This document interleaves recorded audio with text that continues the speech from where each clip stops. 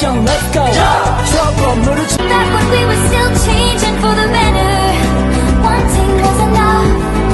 For me it was enough to live for.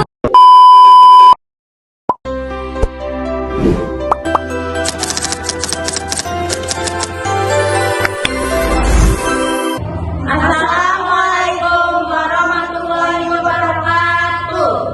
Kami dari kelompok 3 ingin menjelaskan tentang Bung Tomo dan Juanda. Apakah kalian tahu siapa Bung Tomo? Ini dia. Kita tunjukkan bahwa kita ini adalah benar-benar orang yang ingin merdeka. Dan untuk kita saudara-saudara, lebih baik kita hancur lebur daripada tidak merdeka. Sebelum kita tetap merdeka atau mati. Berikut data singkat Bung Tomo. Jadi Bung Tomo lahir di Surabaya pada 3 Oktober 1920 dan wafatnya pada tanggal 7 Oktober 1981 di Mekah, Arab Saudi. Orang tua dari Bung Tomo adalah Kartawan Cipto Wijojo dan Subastita. Kemudian ia dikaruniai anak yang bernama Bambang Sulistomo. Istri dari Bung Tomo yaitu Sulistina Sutomo.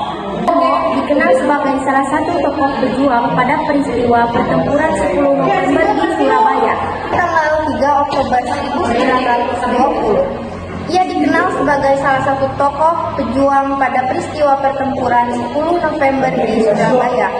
Saat itu beliau menjadi orator pembakar semangat juang para pejuang Republik untuk bertempur melawan sekutu. Tokoh yang dijuluki orang-orang sebagai Menteri Maraton karena prestasinya menjabat Menteri Muda, Menteri dan Perdana Menteri meninggal dunia di Jakarta pada 7 November 1963 atas jasa-jasa yang luar biasa kepada bangsa dan negara. Pemerintah Republik Indonesia menganugerahi gelar pahlawan nasional pada 29 November 1963. Yang kedua adalah Juanda. Apakah kalian tahu siapa Juanda? Ini dia. Juanda lahir di Tasikmalaya pada tanggal 14 Januari 1911. Insinyur Haji Raden Juanda Kartawijaya adalah Perdana Menteri Indonesia ke-10 sekaligus yang terakhir.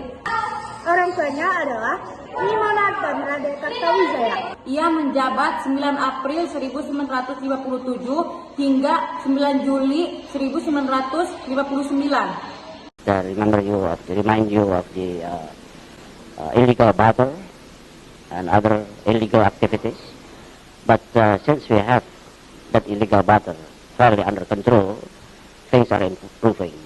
Deklarasi Juanda adalah pada tanggal 23 Januari 1946.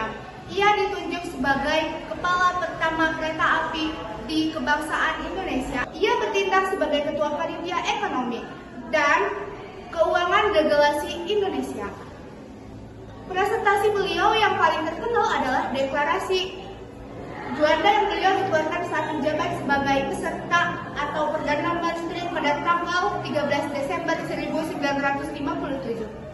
Deklarasi Juanda memperluas batas internasional perairan Indonesia dari 3 mil menjadi 12 mil dan lautan Atlantik bertambah.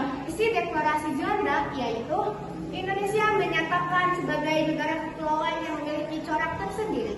Wilayah laut di Kepulauan Nusantara merupakan kedaulatan mutlak Indonesia. Batas teritorial laut Indonesia sepanjang 12 mil, diukur dari titik terluar pulau. Akhir hayat di Juanda Kartawijaya meninggal dunia pada tahun 7 November 1963.